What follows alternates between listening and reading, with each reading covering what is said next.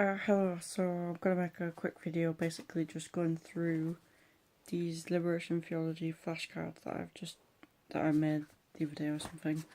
Yeah, just got a message. Okay, so I'm basically just going to read through them, and then I'm obviously going to try and not look at the back, because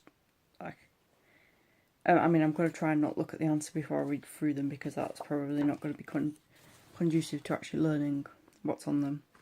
Okay, so define exploitation. Well, it's a term used by Marx, and he said that exploitation is the process of using someone for the materials that they can create or the profits that they can create, and not treating them as an individual in themselves. So yeah, it says treating someone unfairly in order to benefit from their work or resources. Alienation is essentially isolation or marginalisation. Yeah, the process of becoming detached or isolated. Capitalism.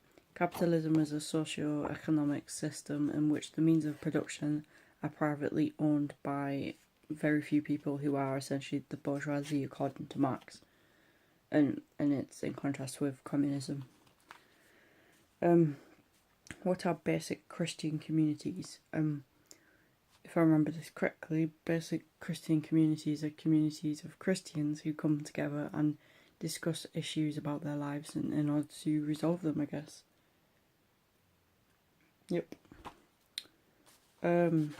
Define structural sin. So, structural sin is again something which is influenced by Marx, and I can't remember if it's actually one of Marx's ideas, but it's basically the idea that sin isn't necessarily individual.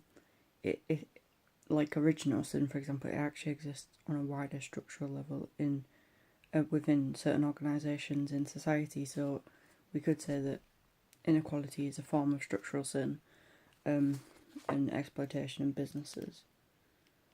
Yep. Define preferential option for the poor. I think it was a term developed by Gustavo Gutierrez, and it's essentially the idea that Jesus stood in solidarity with the poor, therefore we should also follow his lead because he was one of the main figures within Christianity, so it would make sense to do what he did.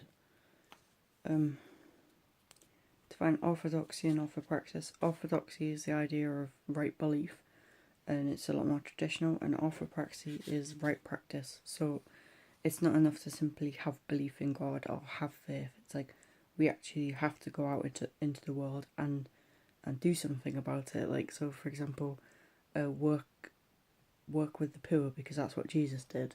Jesus didn't necessarily just say you just got to go to church and pray. He actually demonstrated his faith by going out into the world and helping people and healing people. And the word orthopraxy is developed from one of Marx's terms, which was praxis, which essentially means action, action over belief or thought. Dom Helder Camara quote. Okay, I think this is the one. When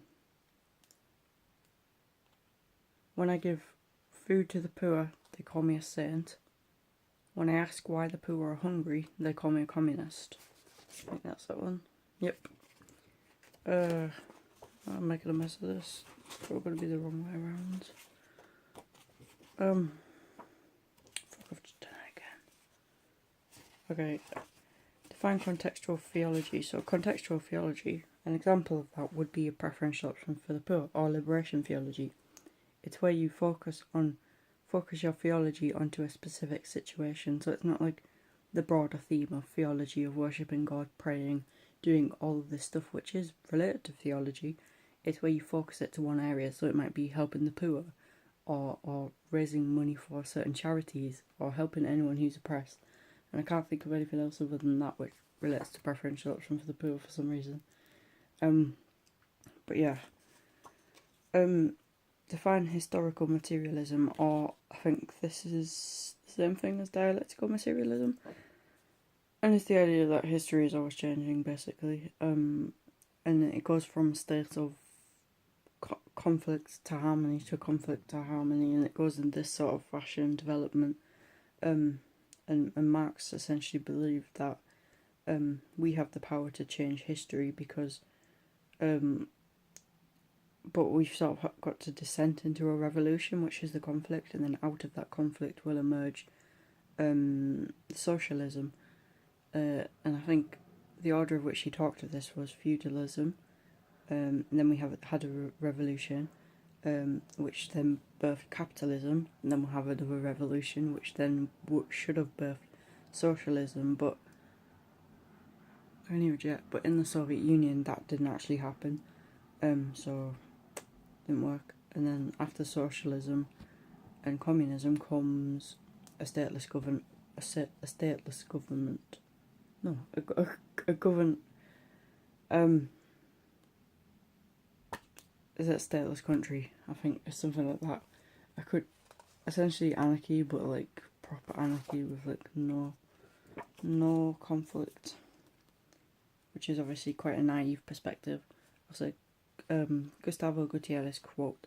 So this one is something like, in the Bible, poverty is a... I can't remember. In the Bible, poverty is a scandalous condition, inimical to human dignity and therefore contrary to the will of God. Yep. John Sobrino quote. Liberation. Hope is the seed of liberation. Yep. What is ecumenical theory?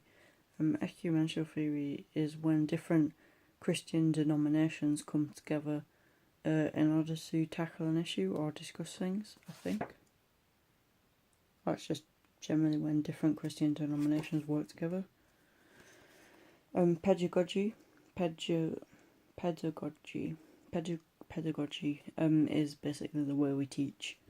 Conscientization is the process of becoming aware of unequal class structures within society or just power structures within society. Paulo Freire quote. In pedagogy, I can't say that word. In pedagogy of the oppressed, he developed the term conscientization. So it was Paulo Freire who developed the term conscientization, which was essentially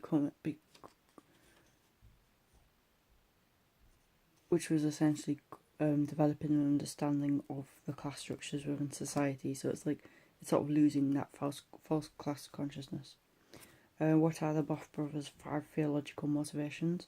So we've got theological, Christological, eschatological, apostolic, and ecclesiological. Okay, so I'll probably do a little bit of an explanation of each of those. So theological is the idea that God prefers the poor. Christological is the idea that God worked through Jesus. Jesus stood in solidarity with the poor, so should we. So that's a motivation. 3. Eschatological links to the parable of the sheep and the goats. And eschatological essentially means in the end. So in the end, God will judge people based on how they treat the poor. And based on the parable of the sheep and the goats, those who treat the poor well and help the poor will go to heaven, and those who don't will go to hell and die forever. So eschatological apostolic is the idea that the first apostles after Jesus' death, they went out and they helped the poor, they raised money for the poor. And the final one is ecclesiological, and this is to do with the idea that the church has a duty to transform society. And I'm assuming that's to transform society into the eye of the gospel, which seems to be, according to Jesus, a preferential option for the poor. Yep. What are the Boff brothers' 3 causes of poverty? So the first is vice, laziness, or ignorance. And if you give money to the poor, you're essentially supporting. You're treating. Charity treats the poor as objects and not persons. The second is backwardsness in society. I don't exactly understand what this means, but the solution to this for liberal capitalists is developmental aid and loans, and the third cause of poverty, according to the Boff brothers, is oppression, and this is essentially a Marxist view. So yeah, the reason that there's a poverty is because of capitalism and the bourgeoisie are exploiting and oppressing the workers so that they can't have enough money to live. Okay, Leonardo Boff quote. The opposite of poverty is not wealth, it is justice. So this is basically saying that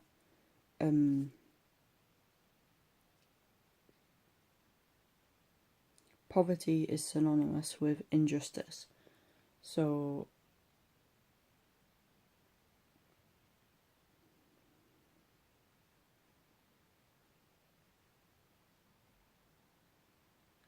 yeah. My brain's not working, I'm just going to read what I wrote on the back of the card. This suggests that poverty is synonymous with injustice, therefore it is bad and needs to be fixed. But what if someone is justly poor? Is it just unjust to be rich? Calvin said wealth was a sign of the elect, linked to Weber's book, The Protestant Ethic and the Spirit of Capitalism. Okay, now biblical examples of liberation theology. I'm just going to read these off the back because my brain's not working because I'm tired.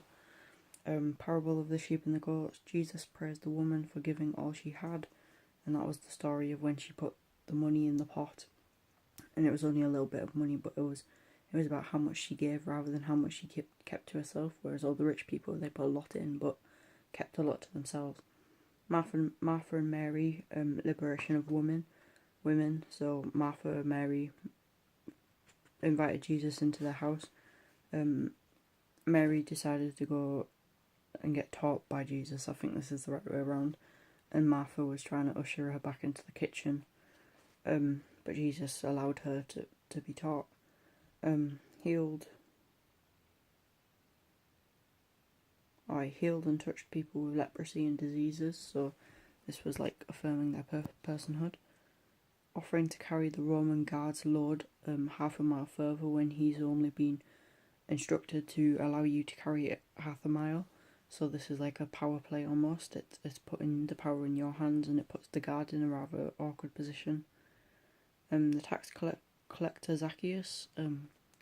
So tax collectors weren't favoured in those days. So he was probably quite marginalised from society, even though he will have been quite rich.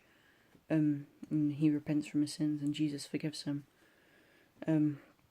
Luke's Gospel, blessed are the poor.